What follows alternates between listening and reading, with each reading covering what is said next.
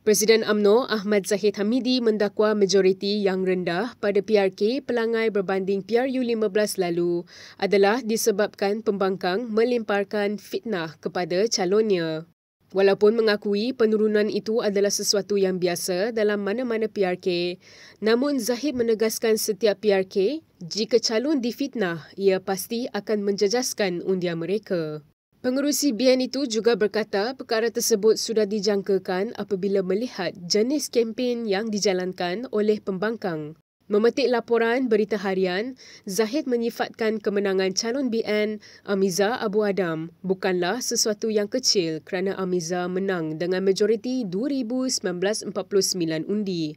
Zahid berkata demikian ketika mengulas kemenangan calon BN dengan majoriti yang menurun berbanding PRU 15 lepas, di mana adun sebelum ini Johari Harun memperoleh majoriti 4,048 undi dalam persaingan 4 penjuru. PRK Dun Pelangai diadakan selepas Johari meninggal dunia dalam nahas pesawat terhempas di Shah Alam, Selangor pada 17 Ogos lalu. Terdahulu, pengerusi PN Muhyiddin Yassin berkata BN gagal menambah sokongan walaupun memenangi PRK, memandangkan majoritinya lebih rendah berbanding PRU 15 lepas. Bekas Perdana Menteri itu berkata, keputusan tersebut terus membuktikan tidak berlaku pemindahan undi antara PH dan BN.